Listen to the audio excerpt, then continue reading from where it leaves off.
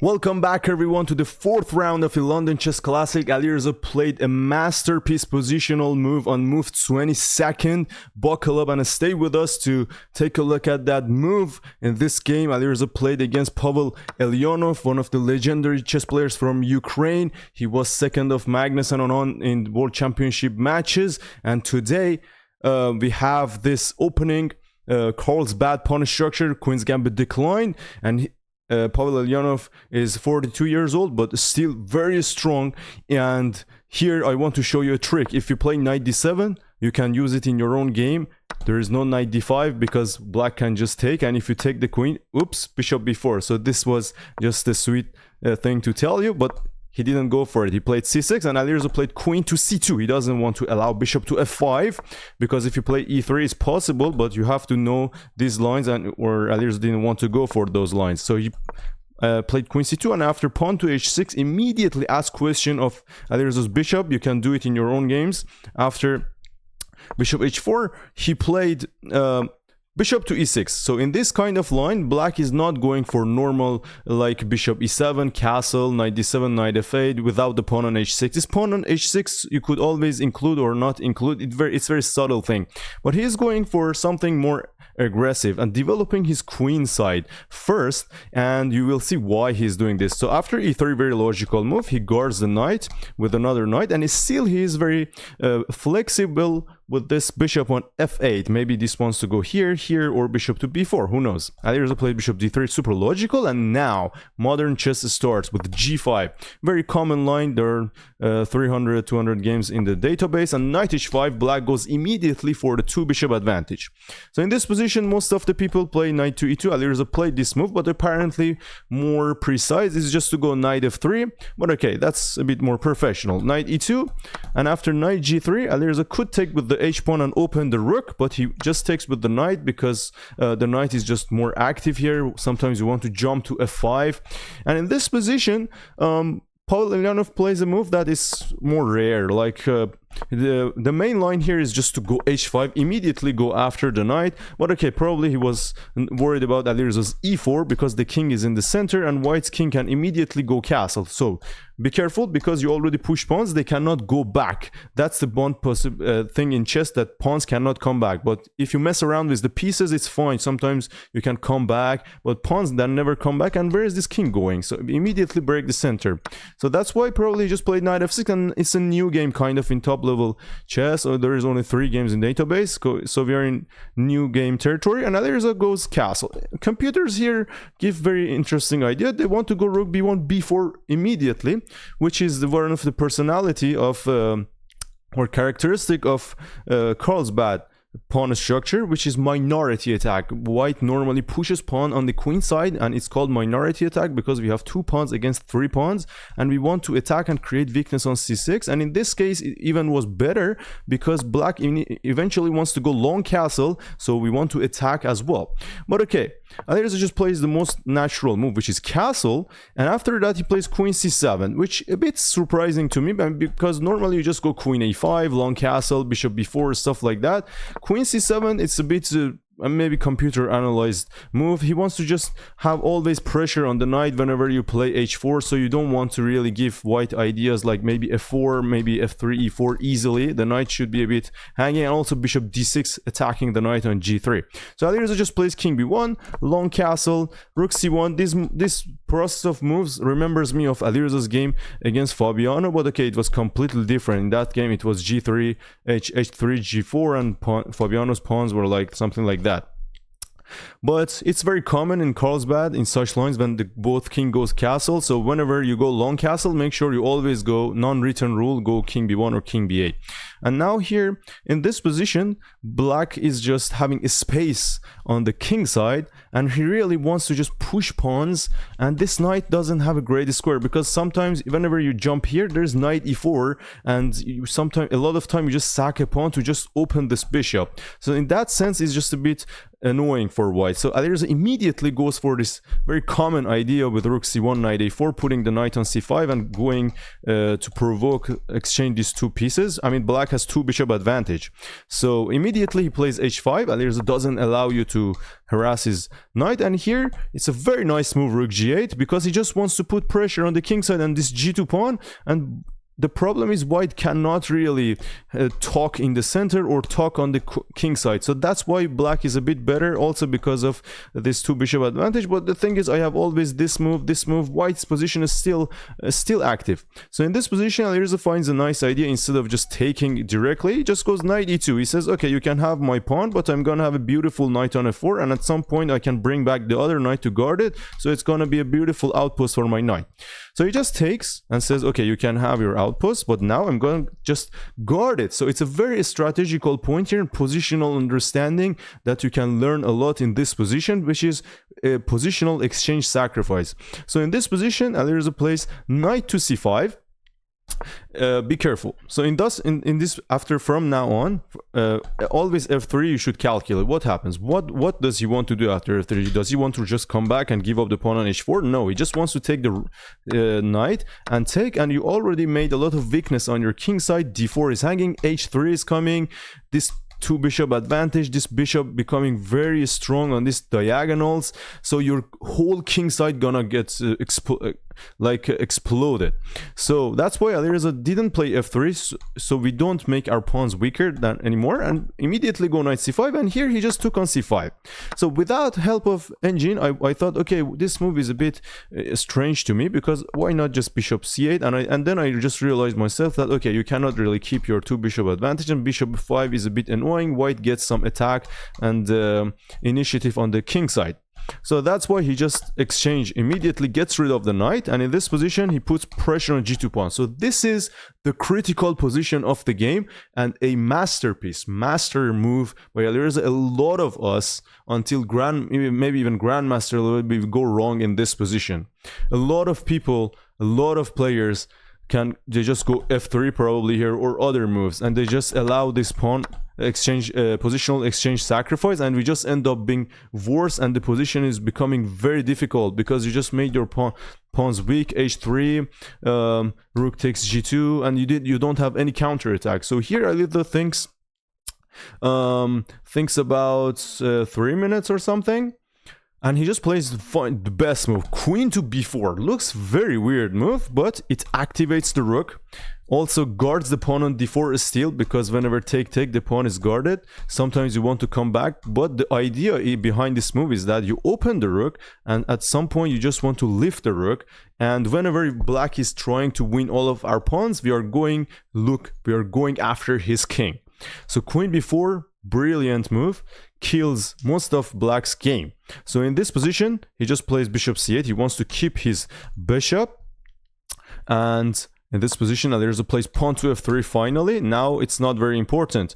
So he just plays rook to g5. It's not important because he just take. Be careful, you cannot take it right now, because if you take it right now, still there is h3, and if you take, the queen takes f3. So that's why after take, you should still be careful, but white's position is perfect, is ready now for this exchange sacrifice, and this bishop is not anymore on e6. So a move like king a1 or rook e1, I mean, we have always this rook c6. So I mean, for me, rook e1 is very logical, because I just want to use the open file. And now, for example, if you take, now I can take this, and if you take on f3, now we have this queen d6 checkmate ideas.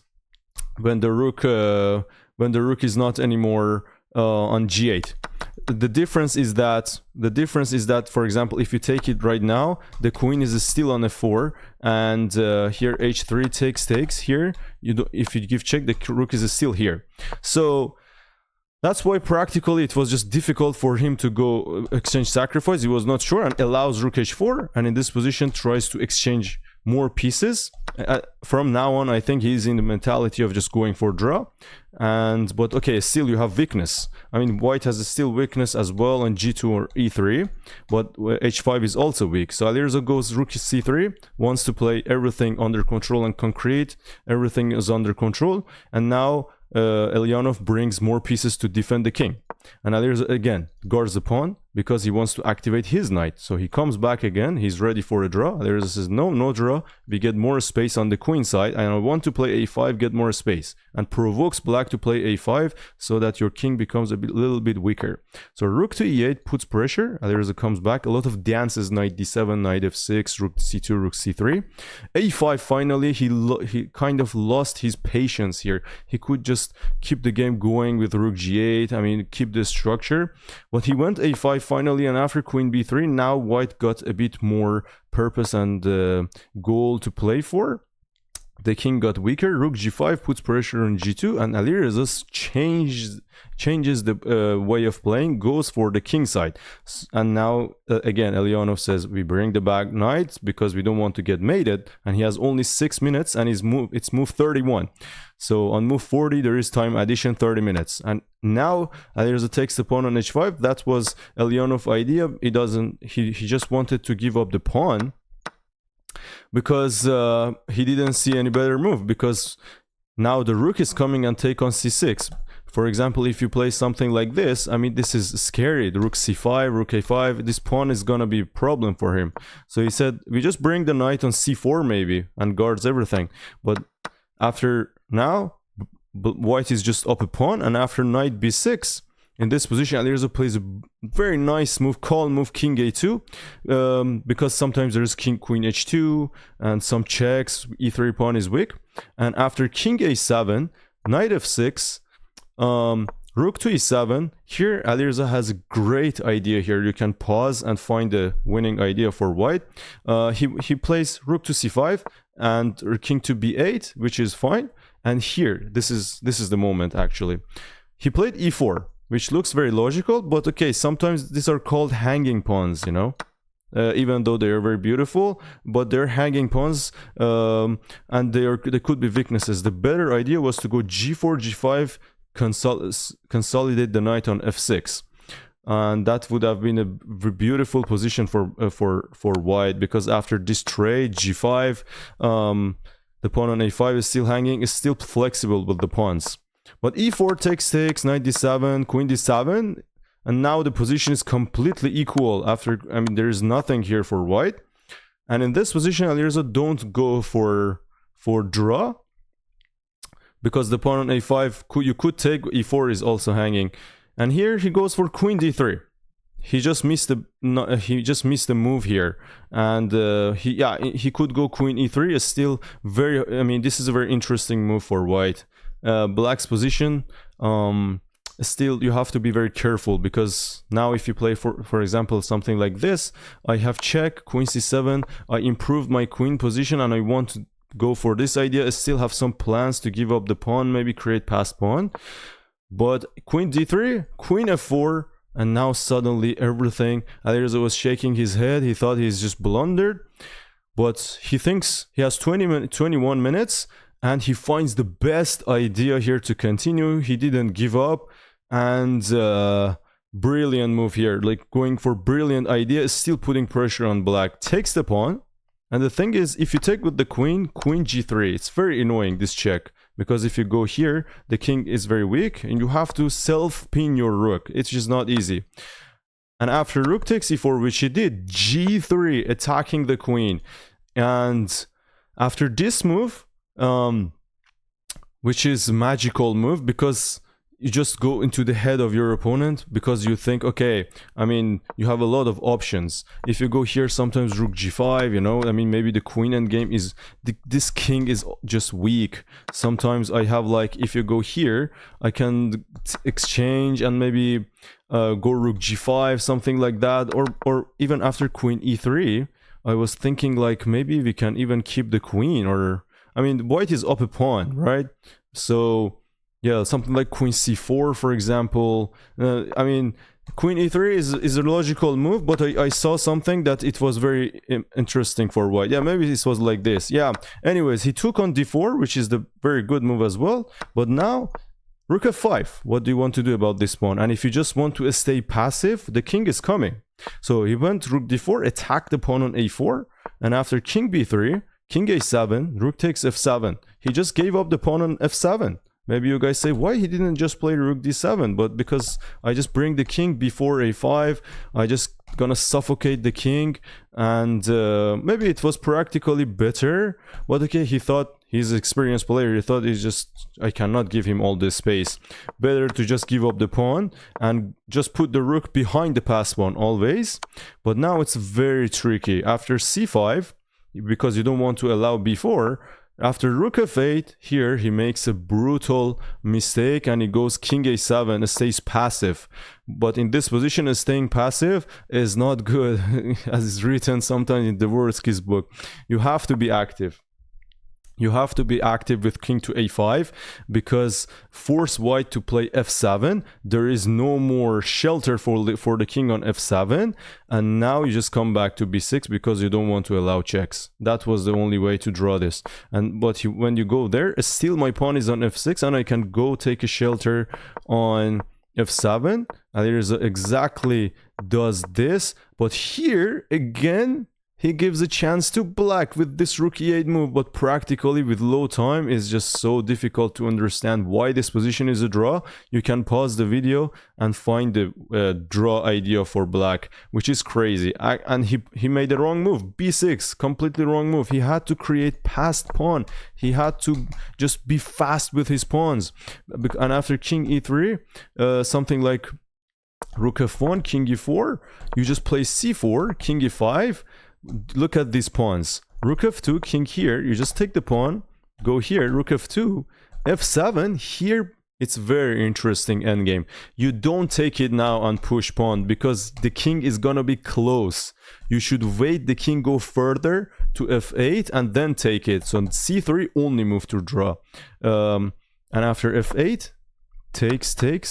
b4, rook c6, now king b7. There is no king to guard the rook, and this position is draw. Actually, you just bring the king, and even if you take, I mean, this is very easy draw for black. So the thing is, after b5, king e3 here, king e4, c4, king e5, rook f2, king d6 takes here, f7. If you take now, this is losing because c3 here, before the king is close and can come join the party and guard the rook, and your pawns are stuck.